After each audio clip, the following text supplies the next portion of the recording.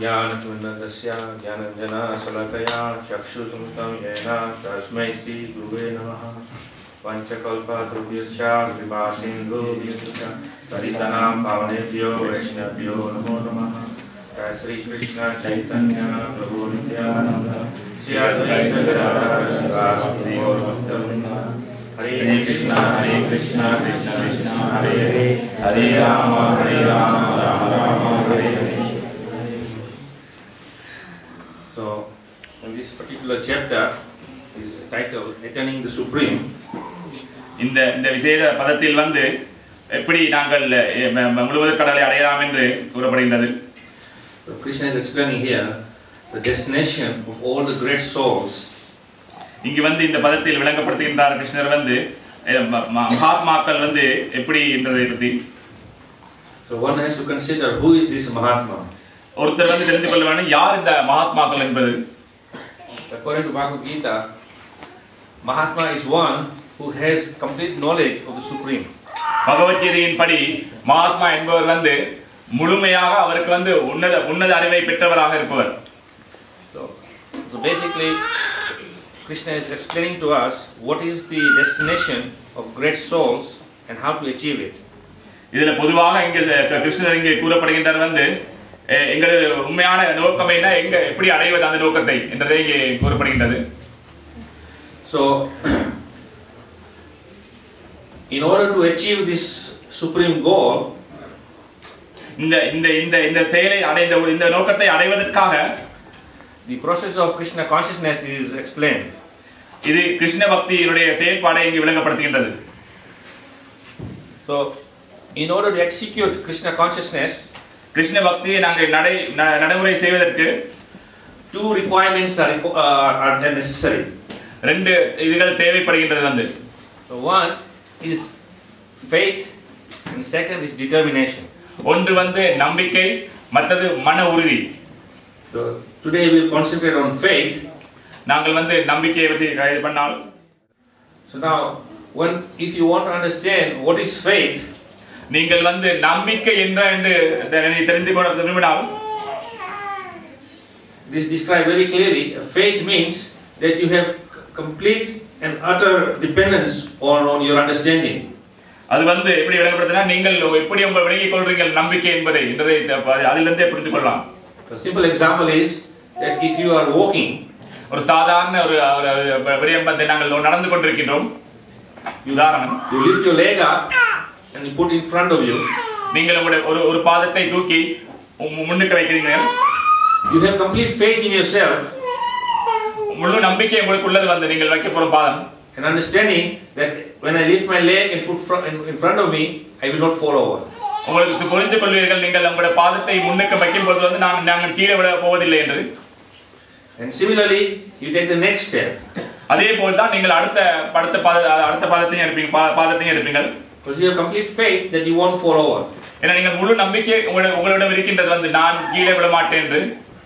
So simple act of walking, we don't have to pay too much attention to it. நாங்கள் சாதாரண அந்த நடக்கிறதே நாங்கள் வந்து பெரிய ஒரு கவனம் எடுக்க வேண்டிய அவசியம் இல்லை. It comes natural. இது வந்து இயற்கையாகவே உங்களுக்கு வருகின்றது. But why it is coming natural is because you have complete faith in your ability to walk. ஏனென்றா உங்களுடைய திறனில் வந்து உங்களுக்கு வந்து இந்த நடக்கும் திறமையில் வந்து உங்களுக்கு முழு நம்பிக்கை உள்ளது வந்து அதனால் நீங்கள் அந்த நம்பிக்கை உள்ளது உங்களுக்கு. But suppose you are asked to walk on one of those gymnastic beams. உதாரணத்துக்கு வந்து உங்களுக்கு வந்து நாங்கள் அந்த ஜிம்னாஸ்டிக் செய்யும் அந்த கம்பில் நடப்பதாக இருந்தால் it's only 4 inches wide. இது ஒரு 4 இன்ச் தான் அதனுடைய அகலமா இருக்கும் அது. So if you have to walk on that, how would you walk? அப்படி உங்களுக்கு நடக்கும் கட்டம் வந்தா நீங்க எப்படி நடப்பீர்கள்? First you must have confidence in yourself. அதுக்கு வந்து உங்களுக்கு வந்து முழு நம்பிக்கை உங்களிடம் இருக்க வேண்டும் அந்த நடப்பதற்கு. And when you step on that beam, you are very conscious and aware of how you lift your foot with balance and you put it in front of you. ஏன்னா உங்களுக்கு வந்து உணர்வுபூர்வமா நீங்க தெரிஞ்சு கொள்வீங்க அது நீங்க எவ்வளவு நீங்கள் அந்த இன்னொரு பாதத்தை எடுத்து வைக்கும் பொழுது நீங்க தெரிஞ்சு கொள்வீங்க நாங்க கவனமாக அதை செயல்பட வேண்டியிருக்கிறது. And when you are completely secure in your first step, you make the second step. நீங்கள் முதல் காலை எடுத்து வைக்கும் பொழுது அடுத்த காலை எடுத்து வைக்கிறதுக்கு நீங்களே உறுதி செய்து கொள்வீங்க நீங்க வடிவாக. But it is walking. But here you have to put lot of concentration.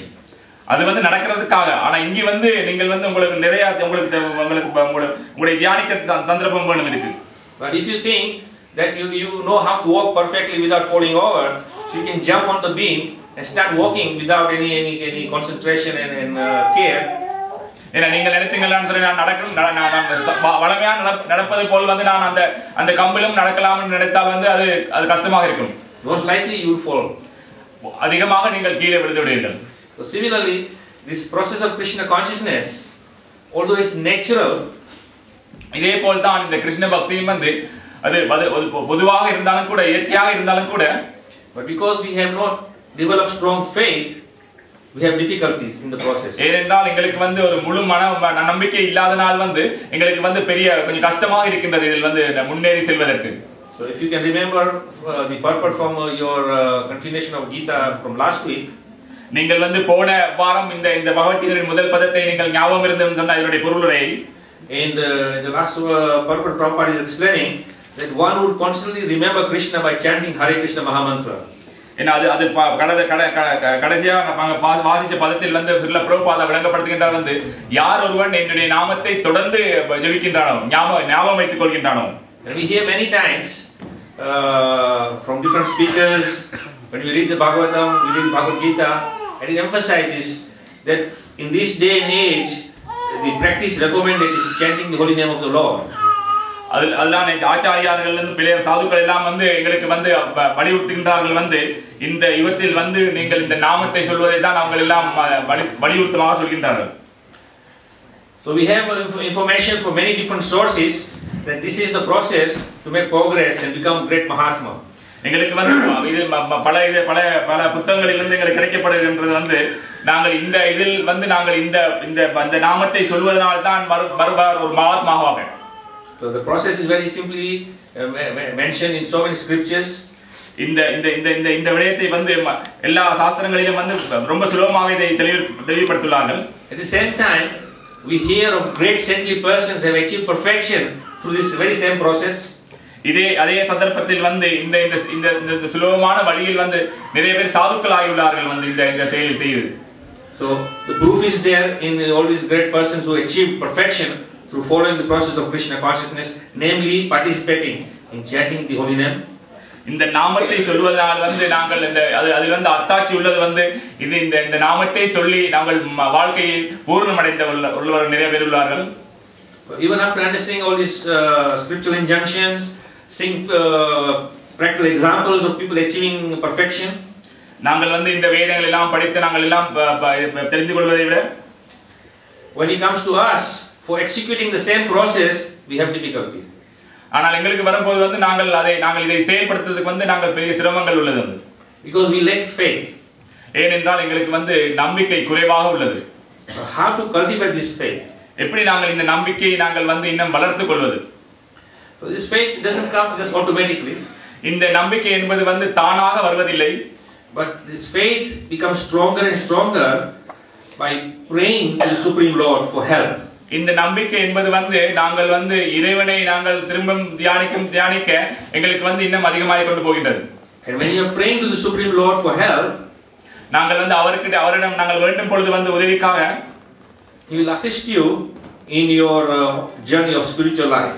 அவர் வந்து எங்களுக்கு உதவி செய்வார் வந்து உங்களுடைய பாதையை வந்து உங்களுக்கு நீங்க ஆன்மீக லோகத்துக்கு போற பாதையை வந்து அவர் வந்து உங்களுக்கு தடைகளை விலக்கி விடுவார். And as you are participating in your journey to advancement, நீங்கள் அதுக்கு அங்க ஆன்மீகத்தில் முன்னேற்றுவதற்காக நீங்கள் எடுக்கும் முயற்சிகள், you will see success coming your way. நீங்களே தெரிந்து கொள்வீர்கள் வந்து அதில் உங்களுக்கு தெரியும் நல்ல நடந்து கொண்டிருக்கணும். And more and more success comes your way, the more and more your faith gets stronger. நீங்கள் மேலும் மேலும் நீங்கள் உயிர உங்களுடைய நம்பிக்கை வந்து இன்னும் பலமாக ஆகும். To a point where you reach that you have complete faith. நீங்கள் அந்த முழு இடத்தை அடையும் போது வந்து உங்களுக்கு முழு நம்பிக்கை இறைவனிடம் கிடைக்கும். So just like when we have complete faith in our ability to walk, இது உதாரணத்துக்கு வந்து நாங்க நடக்கும் போது வந்து எங்களுக்கு இந்த நடக்கும் திறமையில் எவ்வளவு நம்பிக்கை உள்ளதோ, we freely walk without any anxiety. நாங்கள் வந்து எந்த விதமான பயமும் இல்லாமல் நடக்கின்றோம். But a 6 to 8 month old child walking is not natural. அதே போல் தான் ஒரு 8 மாதம் இல்லாட்டி 6 மாதம் உள்ள குழந்தை நடப்பது வந்து கொஞ்சம் கஷ்டமாக இருக்கும். But the child knows that if I learn to walk, it will be a great asset for me. ஆனா அந்த குழந்தைக்கு தெரியும் வந்து நான் இதை கற்றுக்கொண்டால் எப்படி நடப்பது என்றால் அது எங்களுக்கு ஒரு பெரிய இதாக இருக்கும் என்று. So when the young child, most of you must have experienced when you have little babies, they're growing up after 6 months to 9 months, they try to get up and walk and they fall many times. உங்களுக்கு எல்லாம் அனுபவம் இருக்கும் நினைக்கிறேன். குழந்தைகள் வந்து நடக்க முயற்சிக்கும் பொழுது வந்து பல தடவை அவர்கள் கீழே விழுந்து விடுவார்கள். But the child doesn't think that 3, 4, 5 times I try to get up and walk, but every time I fall down, so I'm going to stop this. ஆனால் ஒரு நாளும் அந்த குழந்தை நினைக்காது வந்து நான் பல தடவை கீழே விழுந்து விட்டேன், இனி நான் எழுப்பி நடக்க விருப்பம் இல்லை என்று நினைப்பதில்லை அந்த குழந்தை. But on the contrary, the child becomes more determined. ஆனால் அதுக்கு எதிர்மாறாக அந்த குழந்தைக்கு இன்னும் மன உறுதியாக இருக்கும் வந்து and he practices இந்த பயிற்சியை செய்வதற்காக. And very soon he begins to walk. அது வெகு சீக்கிரத்தில் வந்து அந்த நடக்கிறதுக்கு முயற்சி செய்யும். And after walking he begins to run. முதல் நடக்கும் பொழுது அது பிறகு ஓடுவதற்கு முயற்சி செய்யும். Because he becomes completely convinced in his faith and his conviction that he is now perfected the art of walking.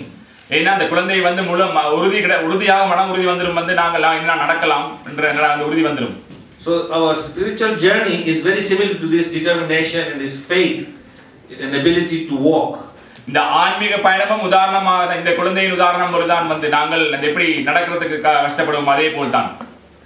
Krishna consciousness is explaining that if you simply take to chanting the holy name of the Lord, then you will make your journey perfect, your journey complete in terms of reaching perfection. அதான் இந்த கிருஷ்ண பக்தி எங்களுக்கு விளங்கப்படுத்துகின்றது வந்து நீங்கள் இந்த உங்களுடைய பாதையில் ஆன்மீக பாதையில் வந்து நீங்க இந்த நாமத்தை நீங்கள் உச்சரிப்பதால் நீங்கள் முழுமை அடைய முடியும் என்று. Now just like in this verse is mentioned that after attaining the supreme, the great souls go to the planet of the supreme Lord. இந்த பதத்தில் வந்து விளங்கப்படுத்துவது வந்து நாங்கள் வந்து இந்த பூரணம் அடைந்த பிறகு அவர் வந்து இறைவனிடம் சென்று விடுவார் என்று.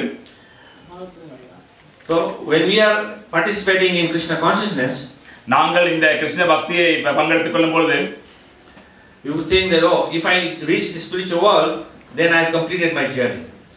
நாங்கள் நினைக்கலாம் வந்து நாங்கள் இந்த கிருஷ்ணருடைய லோகத்தை அடைந்த பிறகு வந்து என்னுடைய பயணம் முடிந்து விட்டது என்று.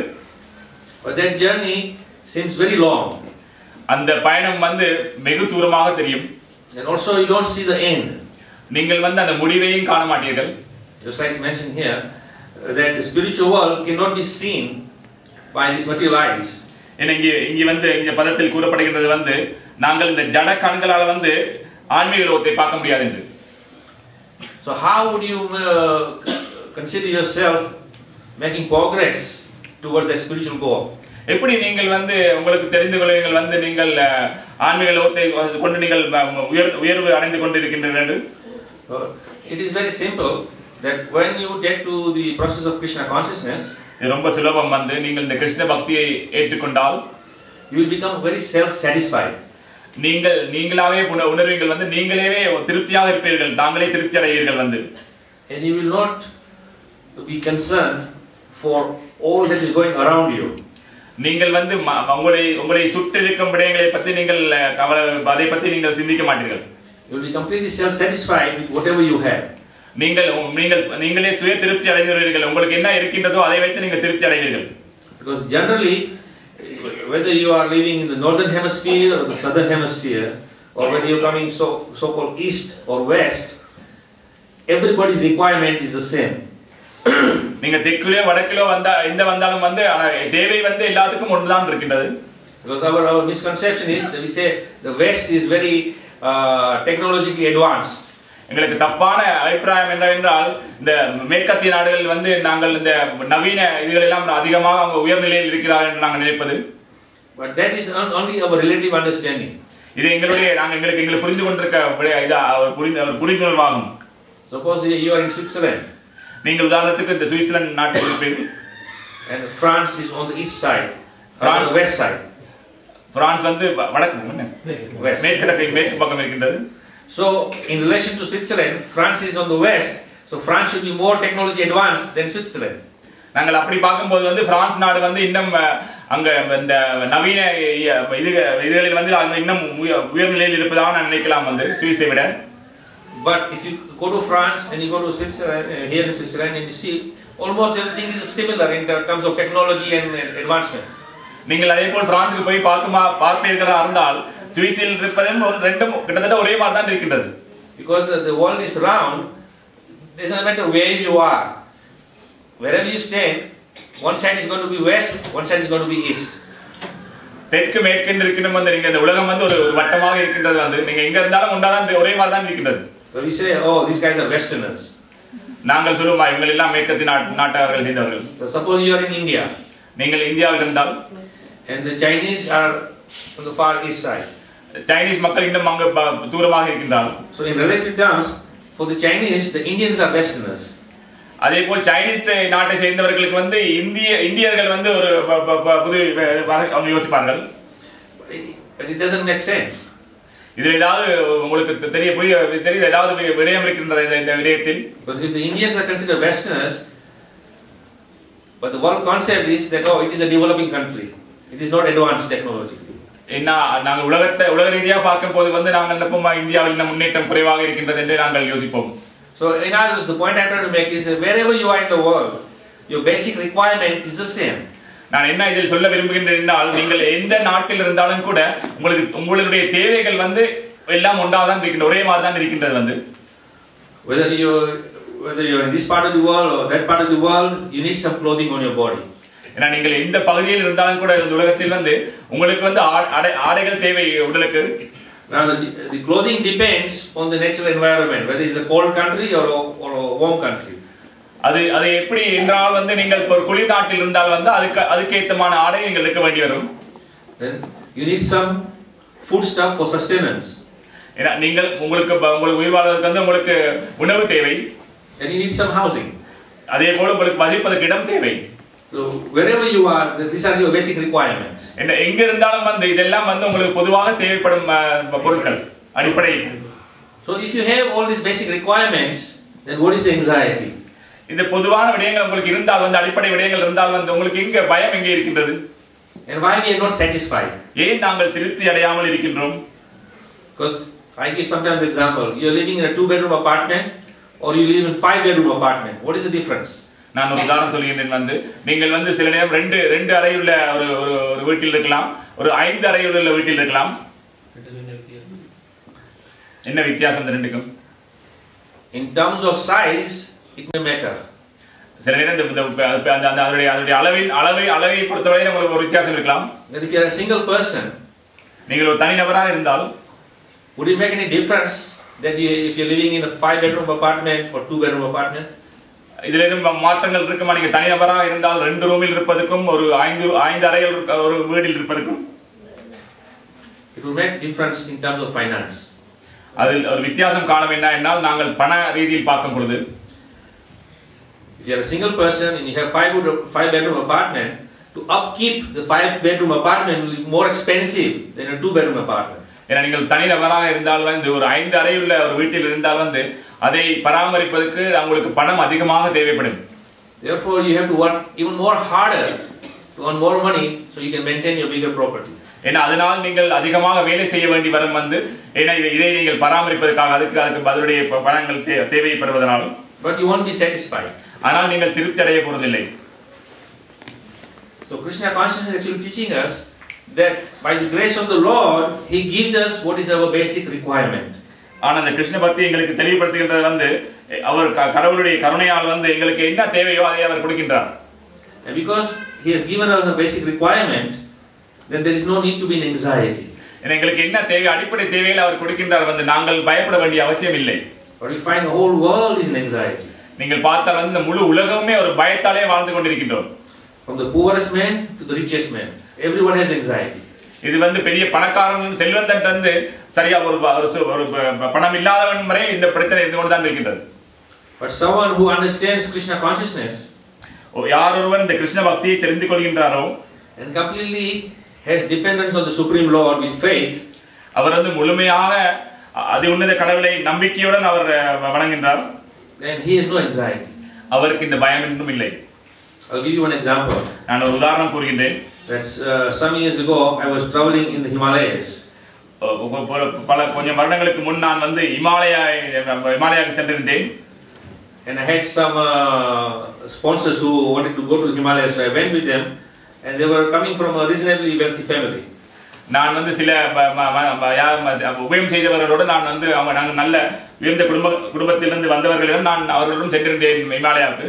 So while we are walking into the paths of the Himalayan mountain region, அந்த இமாலய மலைக்கு நாங்கள் நடந்து சென்று கொண்டிருக்கும் பொழுது there was one ascetic sitting there. Ascetic, a sadhu, a saintly person. ஒரு சாது வந்து அங்க இருந்து கொண்டிருந்தால் he had some simple clothing. அவர் ரொம்ப சுலபமான ஒரு ஆடை அணிந்திருந்தார். And he had no possession. அவர் எதுவுமே இல்லை அவர்கிட்ட. So these my sponsors were thinking that this person has nothing. அந்த என்னோட வந்திருக்கும் உபயம் செய்தவர்கள் அவர் அந்த பணம் கொடுத்தவர்கள் வந்து அவர்கள் யோசிச்சார், இவருக்கு ஒன்றுமே இந்த சாதுக்கு தான் ஒன்றுமே இல்லையே, இவர் சும்மா சின்ன ஒரு துண்டை கட்டிட்டு இருக்காருன்னு யோசிச்சாங்க. But we have so much money. எங்களிடம் நிறைய பணம் இருக்கின்றது. So they asked me to approach this saintly person and ask him, sir, can we help you in any way? அப்ப வந்து அந்த என்னோட வந்து செல்வந்தர்கள் எல்லாம் கேட்டார்கள், வந்து என்னிடம் வந்து அவர்கிட்ட வந்து கேட்கும் பொழுது அவருக்கு எதுவும் உதவி செய்ய முடியுமான்னு சொல்லி நாங்கள். So I said to my sponsor that it is not worth asking this person anything because he is quite happily situated where he is. நான் அப்போது அந்த செல்வந்தர்களுக்கு சொன்னேன், வந்து நாங்கள் இதை கேட்பது தேவைப்படாது, என்கிட்ட அவர் இருக்கிற இடம் வந்து ரொம்ப இன்பமாக சந்தோஷமாக இருக்கின்றார் அவர். So from this wealthy person's perspective, this saintly person who has no belongings, no nothing, but he is quite happily sitting in the mountains. ஆனால் அந்த செல்வந்தரை பொறுத்தவரை இவர் ஒன்றுமே இவர்கிட்ட இல்லை, ஆனால் இவர் சந்தோஷமாக இருக்கின்றார் அந்த மலையில். And he is simply happy chanting the holy names. அவர் ரொம்ப சுலபமாக இந்த நாமத்தை அரிநாமத்தை சொல்வதில் வந்து அவர் சந்தோஷமாக இருக்கின்றார். So my sponsor said, no, he doesn't have anything, maybe we should give him some money. ஆனால் நாங்கள் அந்த செல்வந்தரை சொன்னா இல்லை அவர்கிட்ட ஒன்றுமே இல்லை, நாங்கள் ஏதாவது கொடுக்கலாம், அவருக்கு எல்லாரும் பணங்கள் எதுவும் கொடுக்கலாம் என்று. So I told my sponsors, what is the point of giving money to this man? நான் அப்போது அந்த செல்வந்தர்களுக்கு சொன்னேன், வந்து நீங்க நீங்கள் இவருக்கு காசு கொடுப்பதனால என்ன நடக்க போகின்றது? You will give him $100. நீங்கள் வந்து $100 கொடுப்பீர்கள். What is he going to do with $100? There is no shops to go and buy anything here. This is mountains. என்ன இது ஒரு மலை, இந்த மலை பிரதேசத்துல இந்த கடையுமே இல்லை, வந்து இந்த $100 வைத்து அவர் என்ன வேண்ட போறார்? So this saintly person who is so satisfied in himself, happy in the mountains, free from all anxiety, chanting the holy name of the Lord. இந்த சாது சுய திருப்தியுடன் வந்து இந்த அரிநாமத்தை ஜெபம் செய்து கொண்டு இருக்கின்றார். வந்து he said, oh, thank you very much, I am very grateful to you for you have given me $100. What? The saint would say, thank you very much that you have given me $100. and அந்த சாது சொல்லலாம், சரி நான் இவருக்கு கொடுத்திருந்தால் $100 கொடுத்திருந்தால் நன்றி, நீங்கள் பெரிய உதவி செய்து எனக்கு இந்த $100 கொடுத்து. Now that saintly person who was quite happily situated, self-satisfied, he has to go all the way down from the Himalayan mountains, go to the city to spend his $100. அந்த சாது வந்து இப்ப மலையில் திருப்தியாக அமர்ந்து கொண்டிருக்கின்றார். வந்து இந்த $100 அவருக்கு வைத்திருந்தால் என்றால் இதை எடுத்துக்கொண்டு கடைக்கு போக வேண்டும், கீழே போக வேண்டும், வந்து நாங்கள் சாமான்கள் இதை செலவழிப்பதாக இருந்தால். And what can you do with $100? என்ன செய்யலாம் இந்த $100 வைத்து? Can you buy some clothing, some food? இதால் வந்து ஆடைகள் வேண்டலாம், இல்லாட்டி உணவுகள் பண்டங்கள் வேண்டலாம். Will that make him happy? அது அவருக்கு இன்பத்தை கொடுக்குமா? Because he was already happy. ஏன்னா ஏற்கனவே அவர் இன்பமாக தான் இருக்கின்றார். But now the problem is he has bought some clothes, so he has to carry the clothes, and then he finds somewhere to store the clothing. So he has so many anxieties now. ஏனென்றால் நாங்கள் அந்த உடுப்பு ஆடைகள் எடுத்துட்டு வந்தால் அதை நாங்கள் எங்கேயா வைக்க வேண்டும், இது அதுக்கு பயப்படணும், அந்த ஆடையை யாரும் கலவெடுத்து கொண்டு போயிடுவான் என்று. So I was telling my sponsor that better just leave him alone. If anything you want from this person, ask him for his blessings.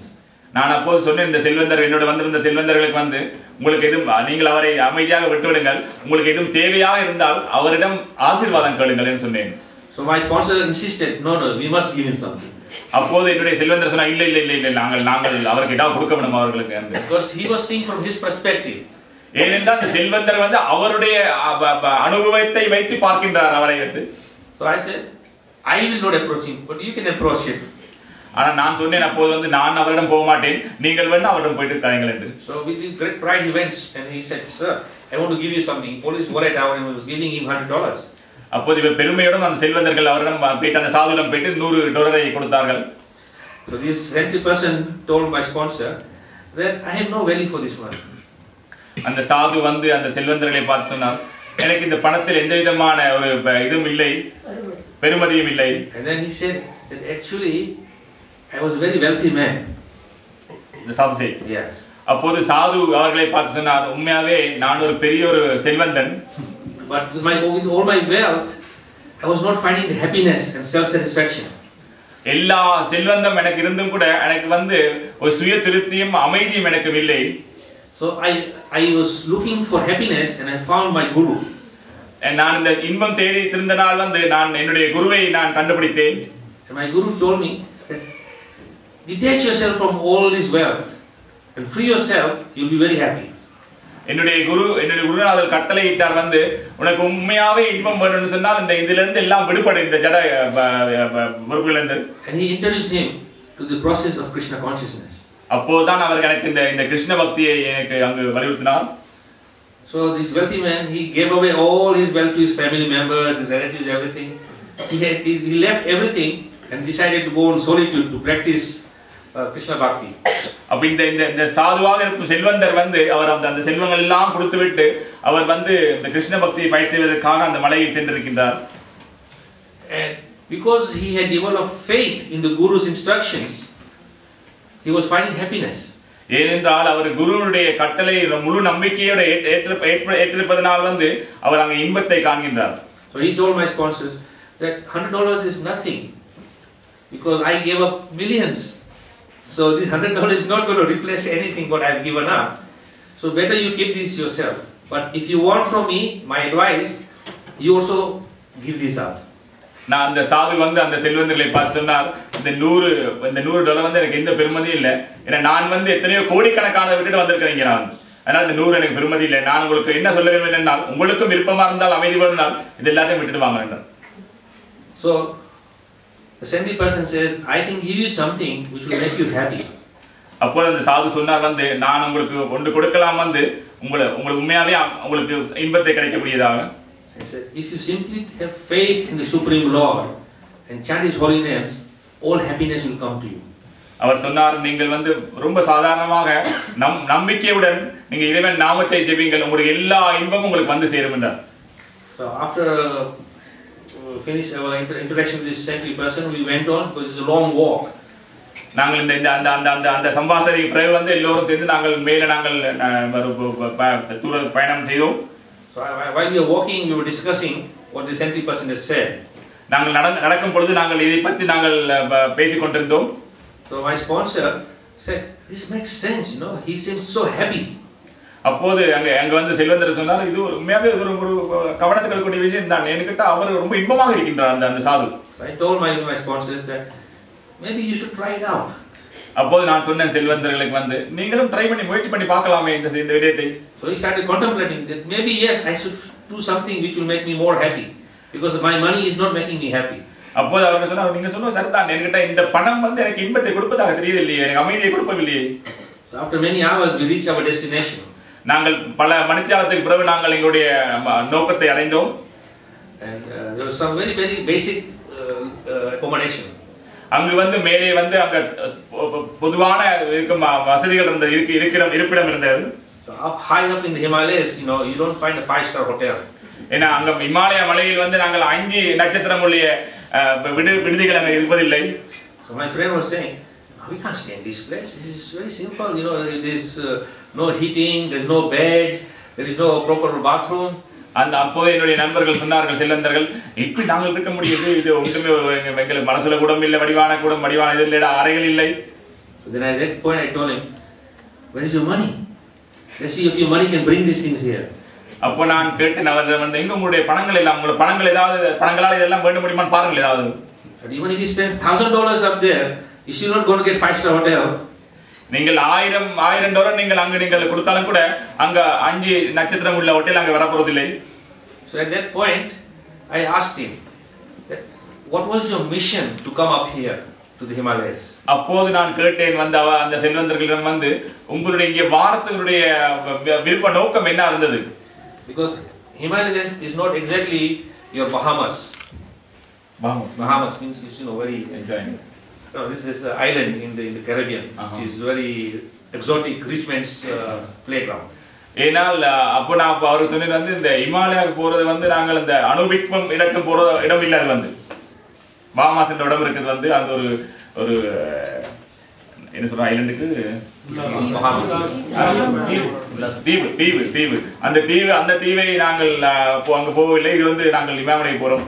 So I was asking that most people who come here, they come here for two purposes. One, to seek Supreme Lord's blessing because there is a shrine which is dedicated to Him in the Himalayas. ஏன்னா இங்கே வருபவர்கள் அதிகமாக வருவர் வந்து ரெண்டு இடத்துக்கு வராங்க. அங்க என்ன அங்க வரும்பொழுது வந்து அங்க வந்தால் இறைவனுடைய ஆசீர்வாதம் கிடைக்கும். And second is that you have to perform a little austerities to get to this place. So purification takes place in you. ஏனென்றால் இதுக்கு இரண்டாவது வந்து நீங்கள் அங்க சென்று அங்க போய் சேர்வதற்கு வந்து உங்களுக்கு சில தியாகங்கள் செய்ய வேண்டியிருக்கின்றது வந்து அப்ப அது வந்து உங்களை சுத்தப்படுத்துகின்றது இந்த தியாகம் செய்வது. So if you wanted to actually go to a 5-star hotel and you should have chosen different destination. ஏன்னா நீங்கள் உண்மையாவே 5 நட்சத்திரம் உள்ள ஹோட்டலுக்கு போவதா இருந்தால் இங்க நீங்க வேற ஏதாவது இடத்தை இங்க பிடிச்சிருக்கணும் போறதுக்கு வந்து இங்க இல்ல. Because if you want to have God, Krishna, நீங்கள் உண்மையா கடவுளை வேண்டுமா இருந்தால் you have to give up all your material attachments. நீங்கள் எல்லா ஜட பற்றுகளையும் விட்டுவிட வேண்டும். Because with material attachments you cannot get Krishna. ஏன்னா நீங்கள் ஜட பற்றை வைத்து நீங்கள் கிருஷ்ணாவை கிடைக்க போறதில்லை. See, you know, as is mentioned here that our ultimate destination is Golok Vrindavan. ஏன்னா இங்கே கூறப்பட்டுள்ளது வந்து எங்களுடைய இறுதியான இடம் வந்து கோலோக பிருந்தாவனம் என்று. So once you actually achieve complete liberation from all material attachment, நீங்கள் முழுமையாக இந்த ஜட பற்றிலிருந்து விடுபட்டால் you can maybe get a ticket to Goloka. நீங்க சில நேரம் உங்களுக்கு ஒரு டிக்கெட் கிடைக்கப்படும் நீங்கள் கோலோக பிருந்தாவனத்துக்கு போறது. But the condition on the ticket is no baggage. ஆனா அங்க அதனுடைய கட்டுப்பாடு என்னவென்றால் எந்த விதமான பொதிகளையும் கொண்டு போக கூடாது நீங்கள். But if you have all these attachments, that is your baggage. இதனுடைய பற்ற என்னன்னு கேட்டா அந்த பேகேஜ் தான் நீங்க வச்சிருக்க பொதிகள் தான். And all this material comfort is also your baggage. இந்த நாங்க ஜடத்தில் நாங்க இன்பமாக இருக்கும் இதுகள் எல்லாம் அதெல்லாம் எங்களுடைய இந்த back. Then you cannot go on the airline. ஏன்னா நீங்கள் இந்த பொதிகளோட நீங்கள் ஃளைட் போக முடியாது.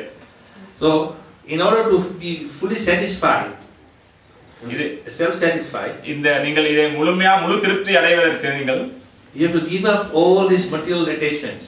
நீங்கள் வந்து இந்த ஜட பற்றிலிருந்து விடுபட வேண்டும். Specifically you have to give up material comforts. விசேஷமாக வந்து நீங்க இந்த வசதிகள் இந்த ஜட வசதிகள்ல இருந்து நீங்க விடுபட வேண்டும். Because if you give up material comforts, then you will understand that this body is not suitable for me to reside in. அப்போது உங்களுக்கு நீங்க இந்த ஜட வசதிகளை நீங்கள் விடுவதாக இருந்தால் வந்து அப்போ நீங்கள் உங்களுக்கு புரிந்து கொள்வீர்கள் வந்து இந்த உடல் வந்து எங்களுக்கு உண்மையாவே நல்லதில்லை இங்க இருப்பது. Because one example I can give you is someone in the prison house. ஒரு உதாரணம் நான் உங்களுக்கு சொல்ல விரும்புகிறேன் வந்து ஒருத்தர் வந்து சிறைச்சாலையில் இருப்பவர். If you have committed a criminal offense and you are sentenced to prison, நீங்கள் ஏதாவது குற்றங்கள் செய்தால் வந்து உங்களை வந்து சிறைச்சாலைக்கு அனுப்பி விடுவார்கள். it is not exactly a holiday destination. இது வந்து நீங்கள் வந்து இப்ப நீங்க ஃபேரியும் போற மாதிரி இருக்காது. You know, it is there to punish you. அங்க வந்து உங்களை வந்து என்ன சொல்றது தண்டனை கொடுப்பதற்காக அனுப்புவது. But because we have this so called human rights, இங்க மனித உரிமைகள் எல்லாம் இருக்கின்றது. in the western countries they create very very comfortable jails. இங்க மேற்கத்திய நாடுகள் வந்து அதையும் வசதியாக ஏற்படுத்தியுள்ளார்கள் வந்து. But in other countries the jails are like only 4 walls, concrete floor to sleep on, and one clay pot with water. ஏனால் இப்ப இங்க எல்லாம் அந்த ஜெயிலிலும் கூட கொஞ்சம் வசதிகள் இருக்கின்றது வந்து மேற்கத்திய நாடுகளில். ஆனா மற்ற நாடுகளை நீங்க எடுத்து பார்த்தால் நாடு செவறுகள் இருக்கும், பூமி இருக்கும், வந்து கல் பூமி, ஒரு மண்பானை தண்ணி இருக்கும். And for eating you just get some dry chapatis and maybe little rice and watery dal.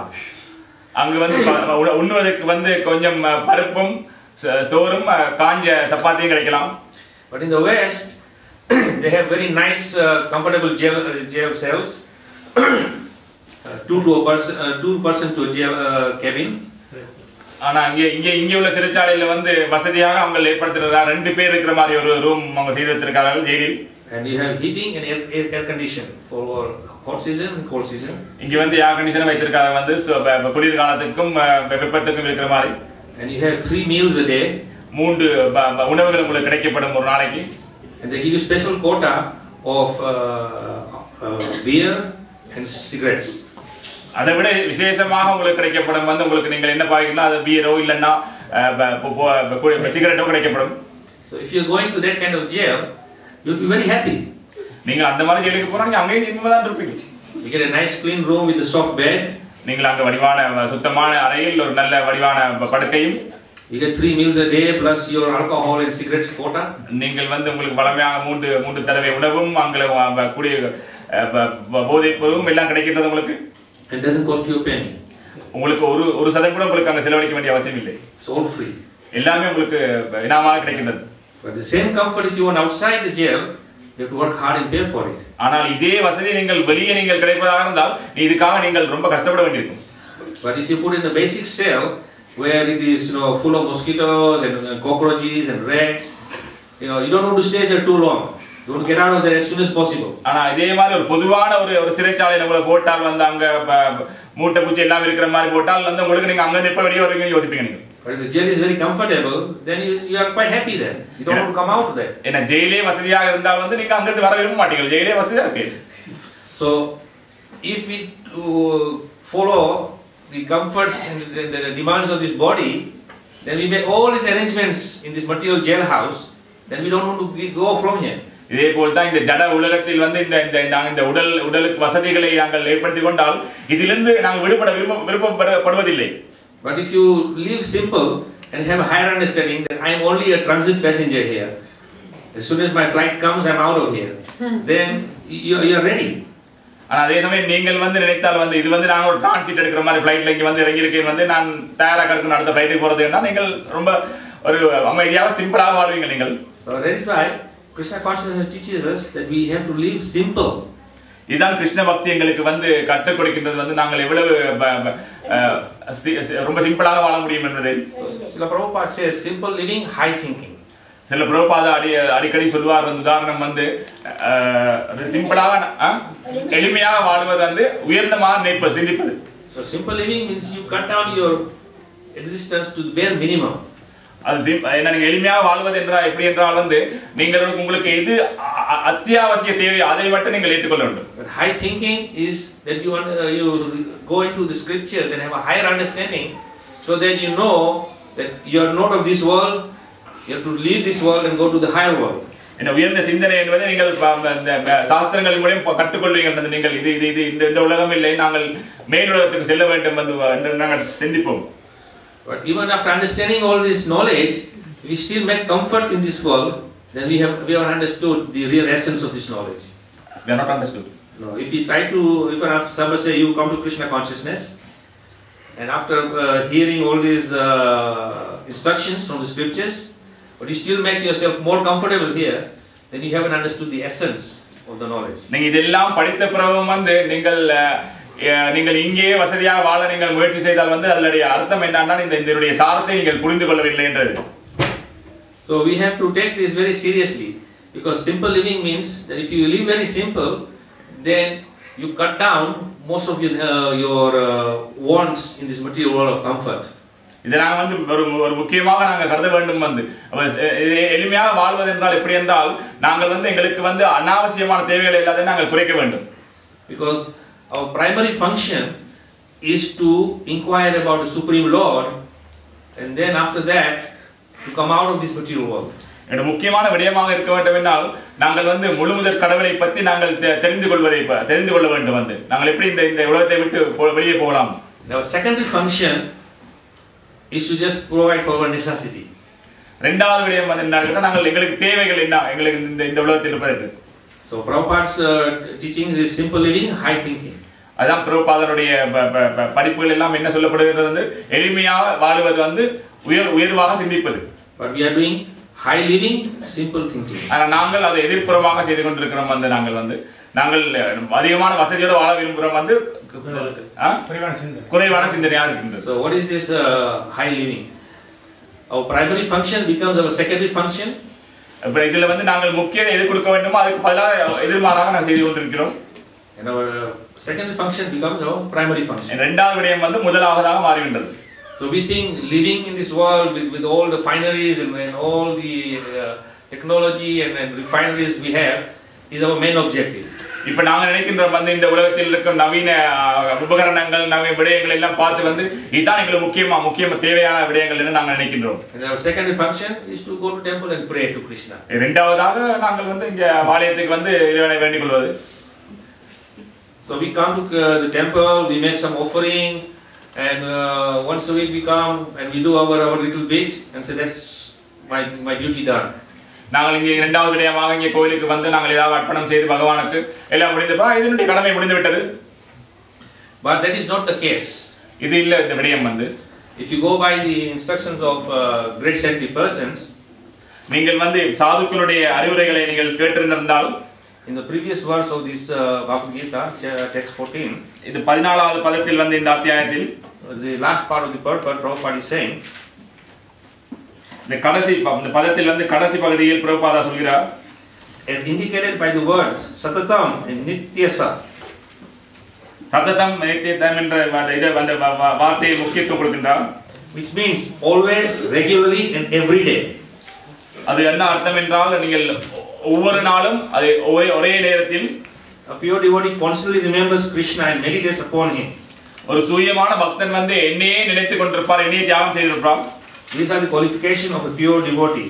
இதுதான் அவருக்கு கிடைக்கும் அவருக்கு உள்ள என்ன சொல்றது, for whom the Lord is most easily available. அவர்களுக்கு வந்து கடவுள் வந்து ரொம்ப சுலபமாக கிடைக்கப்படும்.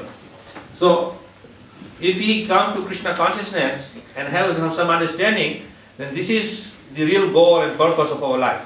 நீங்கள் உண்மையாக கிருஷ்ண பக்திக்கு வந்து நீங்கள் புரிந்து கொண்டால் இதுதான் எங்களுடைய உண்மையான நோக்கமாக இருக்கும் இந்த கிருஷ்ண பக்தி. To become pure devotee. ஒரு முழுமையான பக்தனாக ஆவது. And when we become pure devotee, then Krishna is available and attainable for us. நாங்கள் தூய பக்தனாகும் பொழுது வந்து கிருஷ்ணா வந்து எங்களுக்கு கிடைக்கும், அவர் ஏற்றுக்கொள்ளலாம் நாங்கள். But if we are simply satisfied by coming to temple and maybe bowing down to the Lord and making some offering, and our prayer is that, dear Lord, free me from suffering. ஆனா நீங்கள் இப்படி கோவில் ஆலயத்துக்கு வந்து நீங்கள் அவரை வணங்கும் பொழுது நீங்கள் அவர்கிட்ட கேட்கும் வந்து இந்த துன்ப கடலிலிருந்து விடுவிக்கும்படி கேட்கலாம். But nobody comes to the temple and bring very nice offering, then pray to Krishna. Oh dear Lord, you are so kind. Please give me suffering. ஆனா யாரும் வந்து இங்க வந்து எல்லாம் அவருக்கு ஏதாவது அர்ப்பணம் செய்யறதுக்காக கொண்டு வந்து என்னுடைய கடவுளே நீங்க எனக்கு துன்பத்தை தாருங்கள் என்று கேட்பதில்லை. So we are praying, please Krishna, free us from suffering. அவர்கிட்ட கேட்பது என்னன்னா எங்களை இந்த துன்பத்திலிருந்து விடுவீங்கள் என்று கேட்கும். So Krishna says, if that is your requirement, அதுதான் கிருஷ்ணர் சொல்றார், அதுதான் உங்களுக்கு தேவை, உங்களுடைய தேவையும் அதுதான். then I can do that for you. ஆனால் உங்களுக்கு நான் அதை செய்யலாம். But what does Krishna say in Bhagavad Gita? ஆனால் பகவத்கீதையில் கிருஷ்ணர் என்ன கூறுகிறார்? In the 18th chapter, Krishna says, Sarva dharma parijata mamekam sharanam raja aham tam sarva papebhyo. He says, you give up everything, come to my shelter alone. And when you come to my shelter alone, I'll free you from everything. Since all your suffering, I'll free. Sri கிருஷ்ணர் வந்து பகவத்கீதையில் 18வது அத்தியாயத்தில் சொல்றார் வந்து எல்லா வித தர்மங்களையும் விட்டு நீ என்னிடம் வந்து நீ சரணமடை, நான் உனக்கு பாதுகாப்பு அளிக்கின்றேன், எல்லா துன்பத்திலிருந்து உன்னை விடுவிக்கின்றேன் என்று கூறுகிறார். So it is very crystal clear here. Krishna says that you come to me, you are praying to me to be freed from suffering. So I am giving you a formula by which you will free yourself from suffering. Krishna ஒரு தெளிவாக கூறுகிறார் வந்து நீங்கள் என்னிடம் வாங்கள், என்னை வணங்குங்கள், நான் உங்களை வந்து எல்லா துன்பத்திலிருந்து விடுவிக்கின்றேன் என்று கூறுகிறார். So we have to give ourselves completely at the lotus feet of Krishna. நாங்கள் எங்களை முழுமையாக அவருக்கு அர்ப்பணம் செய்ய வேண்டும், அவருடைய பாத கமலங்களுக்கு இறைவனுடைய. And when we surrender to Krishna totally, he frees us from all suffering. நாங்கள் முழுமையாக அவருக்கு சரணம் அடைந்து விட்டால் அவர் எங்களை முழுமையாக விடுவிப்பார் எல்லா துன்பங்களிலும் இருந்து. Because the suffering is coming to us because of our many past deeds in many lives. We have done some many sinful activities which we do not remember, but nonetheless those sinful actions were performed. ஏன் எங்களுக்கு துன்பம் வருகின்றது வந்து ஏன்னா நாங்கள் பல ஜென்மங்களில் வந்து போன ஜென்மங்களில் வந்து பாவங்கள் செய்திருப்பதனால் தான் அந்த பாவத்தினுடைய விளைவு தான் இந்த எங்களுக்கு துன்பம் வருவதற்கு காரணம். So as I said in the beginning that talk about faith. So who is that person who shows us what is perfect faith? ஆனால் நாங்கள் சொல்ல வந்தால் வந்து நம்பிக்கை, யார் இந்த நம்பிக்கையை பற்றி யார் உங்களுக்கு சொல்ல முடியும், இந்த என்ன நம்பிக்கை என்பது? that perfection of faith is displayed by Sri Prahlad Maharaj. இந்த முழுமை உண்மையான நம்பிக்கையான முழுமை பூரணத்தை பற்றி ஸ்ரீ பிரஹ்லாத் மகாராஜால் கூறப்பட்டுள்ளது. So from the very young age, as Prahlad was young boy, when he was at the age of 5, when he could understand his surroundings. Prahalad Maharaj 5 வயதாக இருக்கும்போது அவருக்கு புரிந்து கொள்ளக்கூடியதாக இருந்து அவர் கூட இருந்தவர்களை his father sent him to the Gurukula school. அவருடைய தந்தை அவருக்கு குருகுலத்துக்கு அனுப்பினார் படிப்பதற்காக. And his Gurukula school was based on the Asura principle. ஆனா அந்த குருகுலம் எப்படி அமையப்பட்டிருந்தது என்னன்னு கேட்டா அசுரர்களுடைய படிப்புகள் அங்க கற்றுக் கொடுக்கப்பட்டது. So Hiranyakashipu wanted Prahlad to become a perfect Asura. ஏன்னா இரண்யகசிப்பு அவருடைய தந்தை பிரஹ்லாத் மகாராஜனுடைய தந்தை அவர் முழுமையாக அந்த மகனை ஒரு அசுரனாக ஒரு முழு அசுரனாக பார்க்க விரும்பினார். So he was supposed to learn all the demoniac mentality and dealings from his teachers. அவர் அந்த குருகுலத்தில் போயிட்டு அந்த முழுமையாக அந்த அசுர குணங்களை எல்லாம் படிப்பதற்கு தான் அங்க செய்யப்பட்டது. But Prahlad Maharaj had good fortune that while he was in the womb of his mother, ஆனால் அவர் ஒரு அதிர்ஷ்டசாலி. அவர் தாயினுடைய கற்பப்பையில் இருக்கும் பொழுதே every day he was hearing Srimad Bhagavatam. ஒவ்வொரு நாளும் ஸ்ரீமத் பகவதத்தை கேட்டிருந்தார். So when he emerged into this world, he was completely purified of all material contamination. அவர் பிறந்த உடனே வெளியே வந்த உடனே தந்தையின் தாயிலிருந்து அவர் எல்லா அசுத்தத்திலிருந்து விடுபட்டிருந்தார். அவர் he had complete and implicit faith in the holy name of the Lord. அவர் முழு நம்பிக்கை இருந்தது இறைவனுடைய நாமத்தில். Because from the very beginning of his conception, he was hearing the Srimad Bhagavatam, the glories of the holy name. ஏன்னா அவர் சிறு வயதிலிருந்தே அந்த பிறகு முதலிருந்தே அவர் இறைவனுடைய நாமத்தை இறைவனுடைய லீலைகளை கேட்டிருந்தார். So when he became a young 5-year-old boy, he was only interested in chanting the holy name of the Lord. ஏன்னா அவருக்கு 5 வயதிலிருந்து அவருக்கு அவரை என்ன விருப்பம் என்றால் இறைவனுடைய நாமத்தை ஜெயிப்பதில் அவருக்கு ஆர்வம் இருந்தது, ஆசையா இருந்தது. So in his school, all the children who are asuras, he would tell them to chant Hare Krishna. அந்த அசுர பள்ளிக்கூடத்திலும் கூட அந்த குருகுலத்திலும் கூட அவர் என்ன செய்தார், இந்த எல்லா குழந்தைகளுக்கும் இந்த இறைவனுடைய நாமத்தை ஜெபிக்க சொல்லி சொன்னார். And his father got very much angry that why this boy is chanting the names of Lord Vishnu, who is my enemy. அவருடைய தந்தை சரியான கோபம் அடைந்தார். எப்படி இவர் விஷ்ணுவுடைய நாமத்தை ஜெபம் செய்ய சொல்கின்றார், அவர் என்னுடைய எதிரியாச்சே. So we must teach him a lesson. அவருக்கு நான் ஒரு பாடம் கற்பிக்க வேண்டும். Remember, Prahlad is a real 5-year-old fragile boy. அவர் ஒரு 5 வயது ஒரு சிறுவன். But so much atrocities were performed upon him. ஏன்னா அவருக்கு அவ்வளவு உறுதியாக செய்து கொண்டிருந்தார். We will not have time to go into the whole pastimes. But basically, Prahlad Maharaj was thrown over a big cliff. He was put in a boiling hot oil. He was put in a pit full of snakes.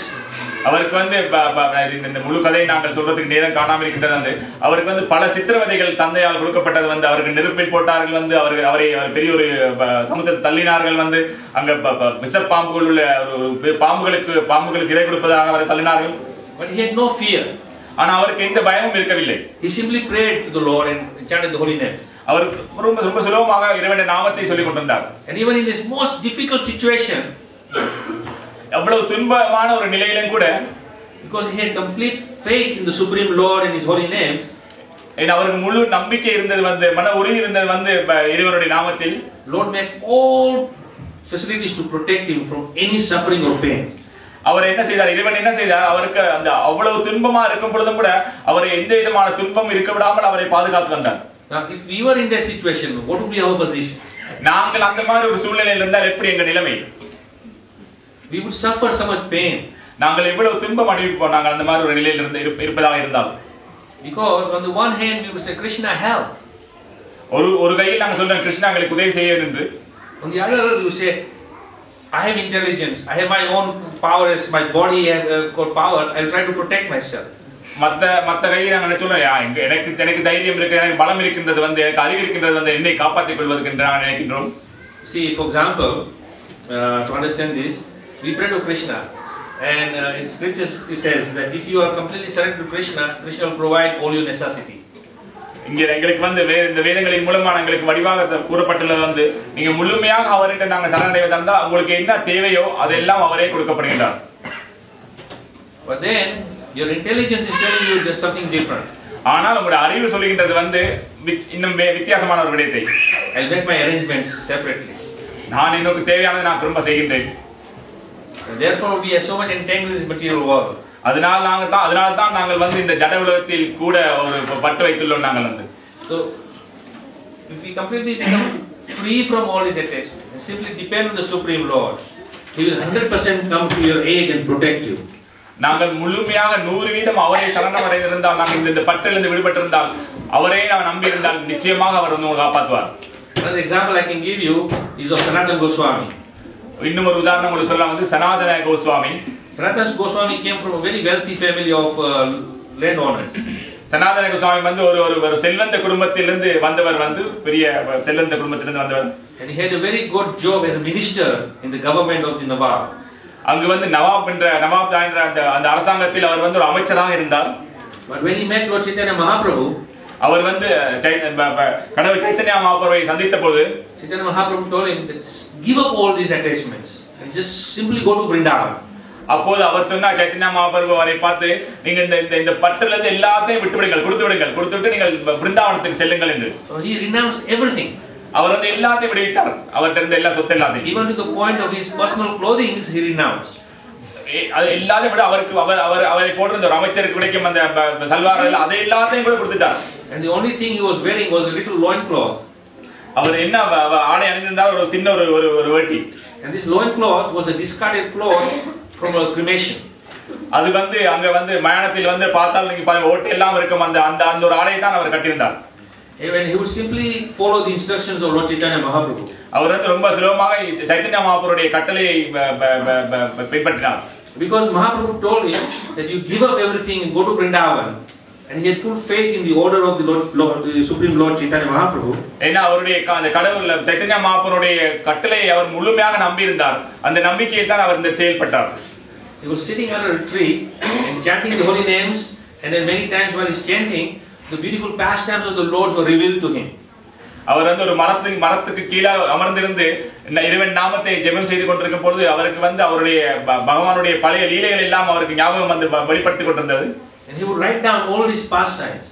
அப்போது அவர் எல்லாமே எழுதி கொண்டிருந்தார் அவருடைய கடந்த லீலைகள் எல்லாத்தையும். And he is so absorbed in the holy names of the Lord and in writing the beautiful pastimes of the Lord that he forget where he is. அப்போது வந்து அவர் அவருக்கு வர்ற ஞாபகத்தை எல்லாம் எழுதி கொண்டு அவர் அந்த நாமத்தை சொல்லிக் கொண்டிருக்கும்போது அவர் எல்லாமே மறந்துட்டார் நான் என்ன எப்படி இருந்தேன் என்று. Even to the point that he doesn't remember whether it's day or night. அவருக்கு அந்த இரவு பகல் கூட அவருக்கு ஞாபகம் இல்லாமல் இருந்தது. Never mind remembering to eat. சாப்பிடுவது கூட அவருக்கு அந்த ஞாபகம் இல்லாமல் இருந்தது. But the Supreme Lord Krishna, he sees his faith and dedication so much. கிருஷ்ணர் வந்து அது உண்மையான கடவுள் கிருஷ்ணருக்கு வந்து தெரியுது அவர் நம்பிக்கையோடும் உறுதியோடும் அவர் அந்த செயலை செய்து வருகின்றார் என்று. Krishna takes the form of a little cowherd boy. அவர் என்ன செய்றார் கிருஷ்ணர் வந்து ஒரு சிறுவனாக ஒரு மாலுமிக்கு சிறுவனாக ஒரு உருவத்தை எடுத்து and brings him fresh milk. அவர் வந்து தூய பால் எடுத்து கொண்டு வந்திருந்தார் அந்த சிறுவன். So you see, Sanatana Goswami was completely absorbed in the holy names, but the Lord is so concerned that here is my devotee. How he can go hungry? He himself comes and gives him milk. இத பாருங்கள் வந்து அந்த என்னன்னா அந்த பக்தன் வந்து அவ்வளவு முழுமையாக மறந்து இறைவனையே நம்பி நாங்கள் அந்த செயலை செய்திருக்கும் போது வந்து அப்ப பகவானே யோசிக்கிறார் கிருஷ்ணரே யோசிக்கிறார் என்னுடைய பக்தன் இப்படி சாப்பிடாம இப்படி இந்த மாதிரி செய்துட்டு இருக்காருன்னு அவரே வருகின்றார் பால் எடுத்துக்கொண்டு வரை கொடுப்பதற்காக. So we can see that if you have complete and implicit faith in the Supreme Lord, then He will provide your necessities. ஏன்னா நாங்கள் முழு நம்பிக்கையோடு நாங்கள் இறைவனை நாங்கள் வேண்டுமா இருந்தா வந்து உங்களுக்கு என்ன தேவை உங்களுக்கு தேவையை வந்து அவரே உங்களுக்கு அதை விநியோகம் செய்வார். You know, if you look at our own Prabhupada, நீங்கள் வந்து சில பிரபுபாதையை பார்த்தாலிங்க when he went to America, he had no money. அவர் அமெரிக்காவுக்கு செல்லும் போது வந்து அவருக்கு எந்த பணமும் இருக்கவில்லை. But he had complete faith in the order of his guru. ஆனால் அவர் முழு நம்பிக்கை இருந்தது அவருடைய குருவின் கட்டளையில். And sometimes Prabhupada said, I am an old man, I have no facilities, but I only come here to fulfill the order of my spiritual master. சில நேரம் சில பிரபுபாதா கூறியிருக்கிறார் வந்து நான் ஒரு வயது போனவன் வந்து எனக்கு எந்த விதமான ஒன்றும் இல்லை வந்து ஆனால் நான் என்னுடைய குருவினுடைய கட்டளையை நிறைவேற்றுவதற்காகவே நான் இங்கே வந்துள்ளேன். And what did Krishna do? என்ன கிருஷ்ண செய்தார்? Did Krishna make Prabhupada suffer? கிருஷ்ணர் வந்து சில பிரபுபாதாவை துன்பமாக செய்தாரா? Krishna made so many arrangements for Prabhupada. கிருஷ்ணர் வந்து நிறைய விடயங்கள் அவருக்கு செய்து வைத்தார் வந்து சில பிரபுபாதாவுக்கு. And Prabhupada said that simply because I have complete faith in the order of the Guru to preach the glories of the holy names to the world, Krishna is looking after me. என்ன பிரபுபாதா கூறினார் வந்து நான் வந்து என்னுடைய குருவுடைய கட்டளையை ஏந்தி நான் இங்கே வந்து நான் செய்தேன் வந்து அதனால வந்து கிருஷ்ணரே என்னை பார்த்து கொண்டிருக்கின்றார் எல்லாமே அவருடைய புகழை பரப்பதற்காக. I have so many children who are taking care of me. எனக்கு இவ்வளவு குழந்தைகள் பிரபுபாதா சொல்லி கூறினார் எனக்கு எத்தனையோ குழந்தைகள் உள்ளது வந்து என்னை பார்ப்பதற்காக. And they are all sent by Krishna. இதெல்லாம் கிருஷ்ணராலேயே ஏற்பாடு பண்ணது. You see, Krishna is taking care of his pure devotee. இதிலிருந்து நம்மளுக்கு பார்க்கக்கூடியதா இருக்கு கிருஷ்ணரே அவருடைய சுத்தமான பக்தரை பாதுகாக்கின்றார். But in the material world, your own children will abandon you. ஆனா இந்த ஜட உலகத்தில் பார்த்தால் நீங்கள் உங்களுடைய குழந்தைகளே உங்களுக்கு பிரச்சனையாக இருக்குது. And sometimes if you have money, they will look after you only because they are going to inherit something from you. Otherwise they don't care for you. சில நேரங்கள் வந்து இப்ப உங்களை குழந்தைகள் பார்க்கலாம் வந்து உங்களுக்கு பணம் இருப்பதற்காகவே உங்களை பார்ப்பார்கள் வந்து பணம் இருக்கிறதற்காக. But here all these young persons who came to serve Prabhupada has nothing to give them. ஆனால் பிரபுபாதா அங்கு போயிருக்கும் போது வந்து இந்த இளைஞர்கள் எல்லாம் வந்து அவருக்கு சேவை செய்த பொழுது ஆனால் பிரபுபாதாவிடம் ஒன்றும் இருக்கவில்லை கொடுப்பதற்கு. Of course, nothing means in terms of material things. ஆனால் இந்த என்ன என்கின்றால் இந்த ஜட உலகத்தில் கொடுப்பதற்கு வந்து அவர் கொண்டு இருக்கவில்லை. But Prabhupada had something which is priceless. ஆனா பிரபுபாதாவிடம் ஒன்று இருந்தது வந்து அது பெருமதி அது சொல்ல முடியாது அவ்வளவு பெருமதியானது. And this priceless gift is Krishna consciousness. அதுதான் கிருஷ்ண பக்தி.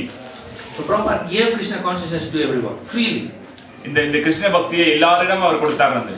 And Prabhupada teaching them that by mercy of my Guru I got Krishna Bhakti, now I want to give you Krishna Bhakti so that you also be free from anxiety and suffering and you will be happily situated. என்னுடைய குருனுடைய கருணையால் வந்து எனக்கு இந்த கிருஷ்ண பக்தி கிடைச்சது அதான் நான் உங்களிடம் கொடுக்கின்றேன் வந்து நீங்களும் வந்து இந்த துன்பத்திலிருந்து விடுபட்டு இன்பமாக இருப்பீர்கள் என்று. And then when you follow this process then you become perfect. இந்த பாதையை நீங்கள் பின்பற்றினால் நீங்களும் வந்து முழுமையாக ஆவீர்கள். So we have come here today not by some chance. நாங்கள் இங்கே இன்னைக்கு வந்திருக்கின்றோம் வந்து நாங்கள் ஒரு எதிர்ச்சியாக இங்கே வரவில்லை சந்தர்ப்பமாக வரவில்லை. But there is some desire in the heart that I want to be free from this material suffering. எங்களுக்கு இந்த இதயத்தில் விருப்பம் இருக்கின்றது அந்த நாங்கள் இந்த ஜட துன்பத்திலிருந்து விடுபட வேண்டும் என்ற விருப்பம் இருக்கின்றது. Therefore we have come to take shelter of Krishna. அதனால தான் நாங்கள் இங்கே வந்திருக்கின்றோம் இந்த ஆலயத்துக்கு வந்து கிருஷ்ணர் அவருடைய பாதுகாப்பு கீழ் வர வேண்டும் என்று. And we have understanding that Krishna is the one who will free me from my suffering.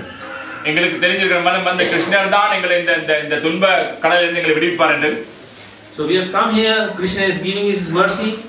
It's up to us now. Do we want to be free from our suffering or do we want to say Krishna, it all sounds very nice but no thank you. ஆனா இப்ப நீங்க தான் முடிவு செய்யணும் என்னன்னா இப்ப நான் கிருஷ்ணகிட்ட வந்திருக்கேன் வந்து அதெல்லாம் கேட்க நல்லா ஆசையா இருக்கிறது ஆனால் நன்றி நீங்க வைத்து. So it is up to us. Krishna has brought us here. He is giving us opportunity to hear his holy names, to hear the instructions of how to be free from this material bondage. கிருஷ்ணர் இங்கே உங்களை எல்லாரும் இங்கே வரவழைச்சிருக்கின்றார் வந்து இந்த அவருடைய புகழை கேட்பதற்காக அவருடைய நாமத்தை கேட்பதற்காக. அப்ப இதை நீங்கள் தான் முடிவு செய்யணும் வந்து என்ன செய்வது. So it is up to us whether we take to this instructions very seriously. நீங்கள் அது உங்க கையில் தான் இருக்கின்றது வந்து நீங்கள் இந்த கட்டளையை நீங்கள் எவ்வளவு நீங்கள் ஆழமாக எடுத்துக்கொள்வீர்கள் என்று or become complacent. இல்லாட்டி நீங்கள் அதை எடுத்து போடுவாங்க. The choice is ours. எங்களுக்கு தான் அந்த சந்தர்ப்பம் இருக்கின்றது. But Krishna is the most patient person. Patient. அவர் கிருஷ்ணர் வந்து ரொம்ப பொறுமையா இருப்பார். He will wait for you. அவர் உங்களுக்காக காத்திருப்பார். Even though you are reluctant to come to him, he will wait for you. நீங்கள் வராட்டியும் கூட அவர் காத்திருப்பார் உங்களுக்காக. He makes one arrangement, if that doesn't suit you, he will make another arrangement. But somehow he will bring you back in. ஆனா அவர் இந்த சந்தர்ப்பத்தை கொடுத்துள்ளார். இது உங்களுக்கு சரி வராட்டி அவர் இன்னொரு சந்தர்ப்பத்தை உருவாக்குவார் உங்களுக்கு. So Krishna is always concerned. That is why Prabhupada explains Krishna is your best well-wisher. அதான் இங்கே வடிவாக கூறப்பட்டுள்ளது கிருஷ்ண வந்து உங்களுடைய நலன் விரும்பி என்று. And he wishes always well for you. ஏன்னா அவர் வந்து உங்களுடைய நலனை பார்ப்பவர். He is only the cause of your happiness. ஏன்னா உங்களுடைய இன்பத்துக்காக அவர் விருப்பப்பட்டவர். He is never the cause of your distress and unhappiness. உங்களுடைய துன்பத்துக்கு அவர் காரணம் இல்லை. But sometimes you blame Krishna that I am suffering because of you. ஆனால் நாங்க சில நேரம் கிருஷ்ணருக்கு நாங்க குற்றம் சொல்லுவேன், நான் துன்பப்படுறது காரணம் நீங்கள் தான் கிருஷ்ணா என்று. How we can blame him for our suffering? எப்படி நாங்கள் வந்து அவரை குற்றம் சொல்ல முடியும் வந்து நாங்க எங்கள் துன்பத்துக்காக? So because he doesn't provide for all our wants, therefore we say you are the one who is making me suffer. ஏனென்றால் நான் எங்களுடைய தேவைகள் எல்லாம் அவர் பூர்த்தி செய்யாதனால் நாங்க சொல்லுவோம் நான் அவரை எனக்கு கொடுக்கவில்லை கடவுள் என்று. But Krishna is so kind and merciful that he will only give you that which is required for you to be freed from this material world. ஆனா கிருஷ்ணர் வந்து ரொம்ப கருணை வாய்ந்தவர் வந்து உங்களுக்கு என்ன தேவையோ நீங்கள் இந்த பக்திக்கு வருவதற்கு அதையும் உங்களுக்கு கொடுப்பார் அவர். He will not give you that which will entangle you. அவர் கொடுக்க மாட்டார் உங்களுக்கு வந்து இந்த ஜடத்தோடு இன்னும் பந்தப்படுத்தும் பொருட்களை. So Krishna is very very kind and merciful. All you have to do is take his shelter. அவர் ரொம்ப கருணை வாய்ந்தவர். நீங்கள் என்ன செய்ய வேண்டும்னா அவருடைய பாத கமலங்களுக்கு சரணடைய வேண்டும். So I will stop here at 2 o'clock. நான் நிறுத்திக் கொள்கின்றேன். Anybody has any questions? யாரும் எதுவும் கேள்விகள் கேட்க விரும்புகிறீர்களா? Or comments? ஏதாவது கருத்துக்கள் கூற விரும்புகிறீர்களா? I suppose you all take this very seriously. பௌதிக ஆசையிலிருந்து விடுபடுறதுக்கு எல்லாருக்கும் விருப்பம் தான் இருக்கும். ஆனால் இதிலேருந்து விடுபட இயலாமல் இருக்குது. அப்போ அதுலேருந்து விடுபடுறதுக்கு வேறு வழியை அவருக்கு ஏதாவது செய்து இந்த மக்களை விடுதலை அடைஞ்சு வரத்துக்கு ஏதாவது இருக்கா வழி? எல்லாருக்கும் ஓகே இந்த விருப்பம் இருக்குது. ஆனால் இதிலேருந்து விடுபட இயலாமல் இருக்குது. இளமேல் அப்படி இருக்கு. அதுலேருந்து விடுபட்டு போகிறதுக்குரிய வழி ஒரு நாமம் என்று சொல்றீங்க. அதில் நாமத்தை சொல்லி அது முழுமையாக விடுதலை அடையலாம். The Prabhu, the question is, because everyone want to, they want to free from this suffering. But we also say that, the Lord names will be, get out of all the suffering. But is that enough, only the name of the Lord? Well, obviously, everybody in this material world is suffering. Some people recognize the suffering. Others are so covered by ignorance that they cannot see their suffering. பொதுவாக எல்லாருமே நாங்கள் துன்பப்படுகின்றோம் இந்த உலகத்தில் ஜட உலகத்தில் வந்து. ஆனால் சிலருக்கு புரிகின்றது துன்பம் என்று, சிலருக்கு வந்து அதை புரிவதே இல்லை துன்பம் என்று. But if we have the causeless mercy of the Lord and blessings that we come to Krishna consciousness, நாங்கள் பகவானுடைய கருணையால், நாங்கள் அவருடைய ஆழந்தாண்ட கருணையால் நாங்கள் வந்து இந்த கிருஷ்ண பக்தியை ஏற்றுள்ளோம். then this is what Prabhupada says in the Bhagavad Gita. இதான் பிரபுபாதா அந்த பகவத் கீதையில் கூறுகிறார். Bhakti Yoga is a system that the Gita recommends. பக்தி யோகம் என்ற ஒரு முறைதான் இந்த கீதையில் வந்து சிபாரிசு செய்யப்படுகின்றது. Generally, Bhakti yogis are engaged in 5 different ways. பொதுவாக பக்தி யோகிகள் வந்து 5 விதமான வழிமுறைகளை பின்பற்றுகின்றார்கள். Shanta Bhakta engaged in devotional service in neutrality. சாந்த பக்தர் வந்து நடுநிலையில் பக்தி தொண்டில் ஈடுபட்டவர். Dasya Bhakta engaged in devotional service as a servant. தாசிய பக்தர் வந்து சேவகனாக தொண்டில் ஈடுபட்டவர். Sakya Bhakta engaged as a friend. சாக்கிய பக்தர் வந்து நண்பனாக ஈடுபட்டவர். Vatsala Bhakta engaged as a parent. வாத்சல பக்தா பெற்றோராக பக்தியில் ஈடுபட்டவர். Madhurya Bhakta engaged as conjugal lover of the Supreme Lord. மாதுரிய பக்தர் வந்து இறைவனின் பிரேம பக்தியில் ஈடுபட்டவர். In any of these ways, a pure devotee is always constantly engaged in the transcendental loving service of the Supreme Lord. இவைகளில் எந்த வழியிலும் தூய பக்தன் சதா சர்வகாலமும் பரமபுருஷனின் அன்பு தொண்டில் இடையராது அடைவது மிகவும் எளிதாகின்றது. And cannot forget the Supreme Lord. ஒரு கணத்தின் கூட தூய பக்தனால் பரமபுருஷனை மறக்க முடியாது. And so for him, the Lord is easily attained. அதுபோலவே பகவான் ஒரு நொடியும் தமது தூய பக்தரை மறப்பதில்லை. A pure devotee cannot forget the Supreme Lord for a moment. ஒரு தூய பக்தன் வந்து ஒரு நிமிடம் கூட இறைவனை மறப்பதில்லை. And similarly, the Supreme Lord cannot forget his pure devotee for a moment. அதேபோல் வந்து இறைவனும் வந்து அந்த தூய பக்தனை மறப்பதில்லை. This is the great blessings of the Krishna conscious process. இதான் வந்து உயர்ந்த கருணை கிருஷ்ண பக்தியின் of chanting the Maha Mantra. இந்த மகா மந்திரத்தை ஜெபம் செய்வது. And Prabhupada saying Hare Krishna Hare Krishna Krishna Krishna Hare Hare Hare Ram Ram Ram Hare Hare. So when we come to the platform of chanting the holy names of the Lord, automatically we understand the Lord through the chanting of the holy names, and then we engage in the service. நாங்கள் வந்து தானாகவே இந்த நாமத்தை ஜெயிப்பதனால் வந்து நாங்கள் தானாகவே வந்து நாங்கள் எங்களை நாங்கள் இந்த சேவையில் ஈடுபடுத்திக் கொள்கின்றோம் பகவான் சேவையில். The more you chant, the more you will want to engage in the service. நீங்க எவ்வளவு அதிகமாக நீங்கள் இந்த ஜெபம் ஜெபிக்கின்றீர்களோ அவ்வளவு அதிகமாக நீங்கள் இந்த சேவையில் இந்த பகவான் சேவையில் ஈடுபடுவீர்கள். Because the chanting of the Hare Krishna is the means and the end to the process. இந்த நாமம் சொல்வதனுடைய அர்த்தம் என்னன்னா நீங்கள் இது வந்து இது தொடக்கமும் முடிவும் இதேதான். Because every time we are chanting Hare Krishna, we are telling to the Lord, dear Lord, be kind upon me and allow me to be engaged in your service. நாங்கள் ஒவ்வொரு தடவை இந்த நாமம் சொல்லும் போது நாங்கள் இறைவனுக்கு சொல்லுகின்றோம், என்னுடைய அன்பு கடவுளை வந்து என்னை தயவு செய்து இந்த உன்னுடைய சேவையில் ஈடுபடுத்திக் கொள்ளுனே. Through this prayer, our hearts become pure. இந்த ஜெபம் செய்வதனால் வந்து எங்களுடைய இதயம் வந்து சுத்தமடைகிறது. When the hearts become pure, it is a natural desire to serve the Lord. ஏனால் இந்த இதயம் சுத்தமாக கொண்டு போகும் பொழுது வந்து எங்களுடைய இயற்கை வந்து இறைவனுக்கு சேவை செய்வது. So then, as I said, chanting of the Hare Krishna is the means and end to the process. அதனால தான் சொன்னேன் நான் வந்து இந்த ஹரே கிருஷ்ணா நாமம் ஜெபிப்பது வந்து இது தொடக்கமும் இதேதான் இதனுடைய முடிவும் அது. Krishna consciousness is a complete package. Krishna உணர்வு என்பது வந்து ஒரு முழு ஒரு பெட்டி இதாகும் அது. This package begins and ends with chanting the holy name. இது வந்து தொடக்கமும் இந்த நாமம் சொல்வது முடிவும் வந்து இந்த நாமத்திலே முடிகின்றது. But this is the process actually recommended by the Supreme Lord himself for this yuga. ஏன்னா இந்த முறை தான் வந்து அதிஉன்னத கடவுளால் வந்து சிபாரிசு செய்யப்பட்டது வந்து இந்த இதுக்கு. We have to have complete faith in this process and follow, all perfection will come.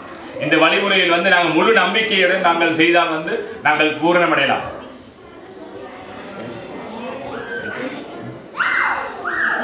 Yes, I have a question. Sometimes I think we are living in the material world, so we have to live with the material world.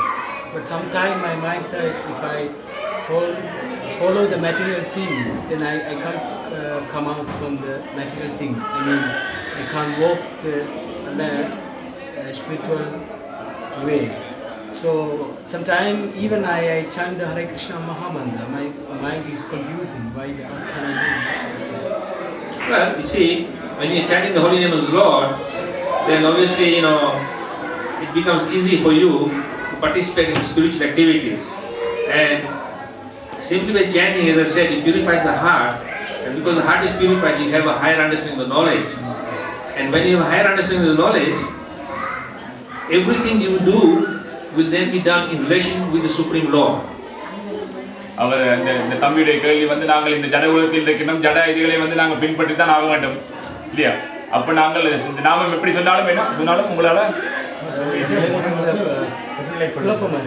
மனம் வந்து குழப்பமான நிலையில் இருக்கின்றது. வந்து அதுக்கு மகாராஜ் சொன்னார் வந்து நீங்கள் இந்த ஜடவத்தை நீங்கள் இதை நீங்கள் சொல்லும் பொழுது வந்து நீங்கள் இந்த செயலை வந்து ஆன்மீக செயலாக நீங்கள் மாற்றுவீர்கள். வந்து இந்த நாங்கள் சொல்லும் பொழுது சுத்தமாகும் பொழுது நாங்கள் ஆன்மீக செயலில் ஈடுபடுவோம் அதிகமாக. அப்பொழுது தெளிவாக தெரியும் உங்கள் விடயங்கள் எல்லாம். In the material world, no matter what you do, you can achieve great things. At the end of the day, it is zero. ஆனா இந்த ஜட உலகத்தில் வந்து நீங்க பெரிய உயர்ந்த ஒரு இடத்தை நீங்க அடையலாம் வந்து, ஆனா கடைசியில் முடிவில் வந்து எல்லாமே பூஜ்ஜியமாகிவிடுது. If you just dedicate that to Krishna, then it has some value. ஆனா அதே செயலை வந்து நீங்கள் வந்து கிருஷ்ணருக்கு அர்ப்பணம் செய்தால் வந்து அதுக்கு ஒரு பெருமதி இருக்கின்றது. வந்து So in our lives, we have to see everything in relation to Krishna. எங்களுடைய வாழ்க்கையில் வந்து நாங்கள் எப்படி பார்க்க வேண்டும் என்றால் எல்லா விடயத்தையும் வந்து கிருஷ்ணரோட தொடர்போட பார்க்க வேண்டும் நாங்கள். For example, I gave yesterday an example. The simple act of going marketing is material and mundane. உதாரணத்துக்கு வந்து நான் நேற்று ஒரு இடத்துல வந்து இந்த உதாரணத்தை சொன்னேன். வந்து நாங்கள் வந்து இப்ப நாங்க சந்தைக்கு செல்வோம் வந்து நாங்கள் காய்கறிகள் வேண்டுவதற்கு வந்து இது வந்து ஒரு ஜட செயல்.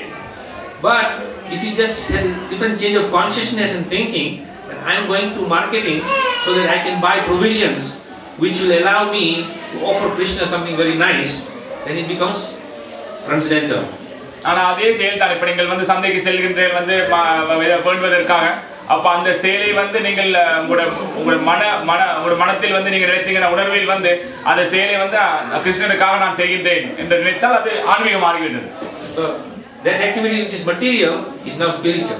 அதே செயல் நீங்க செய்வது வந்து இப்ப கடைக்கு போக சாமம் என்பது உங்களோட பழமையான செயல். அதே நீங்கள் இறைவனை நினைத்து செய்யும் பொழுது வந்து அது ஆன்மீகமாக மாறிவிடுது. It's question of having proper understanding and proper guidance.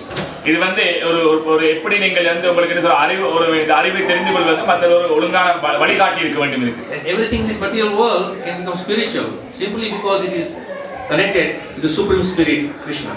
நீங்க இந்த ஜட உலகத்தில கூட எல்லாமே வந்து நாங்கள் கிருஷ்ணரோடு சம்பந்தப்படுத்தும் போது எல்லாம் ஆன்மீகமாகி விடுகின்றது.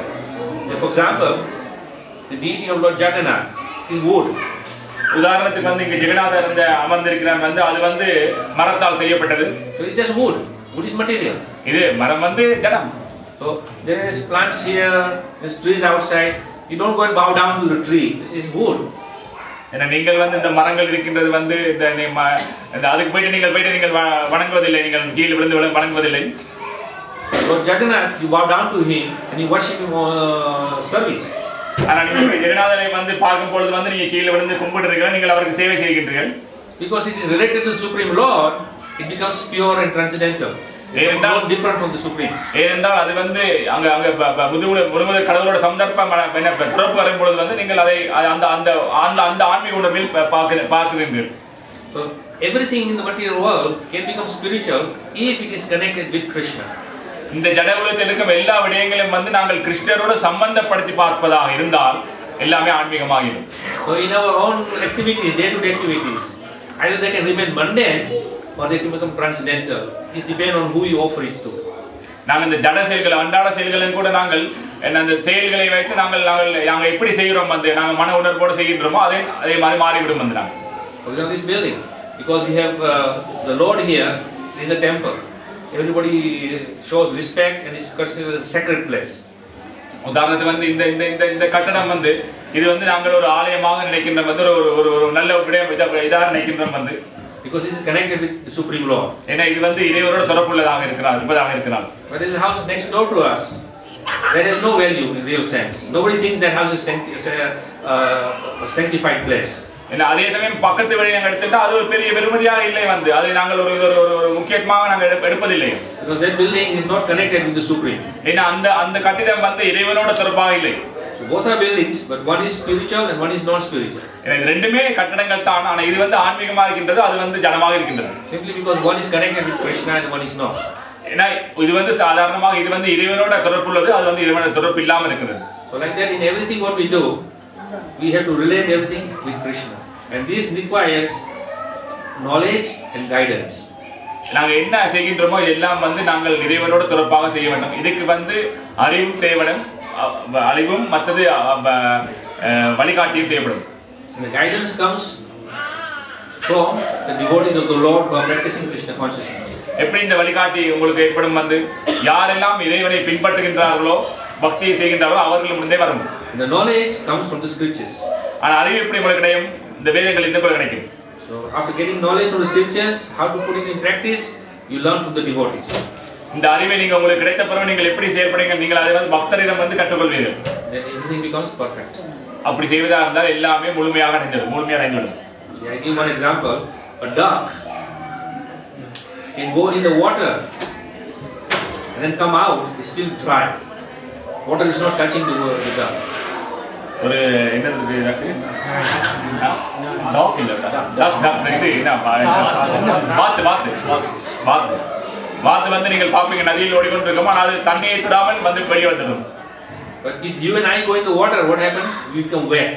ஆனா நான் நீங்கள் யாராவது தண்ணிக்குள்ள போனால் நாங்கள் எல்லாம் ஈரமாகி விடுவோம். The duck is going in the same water.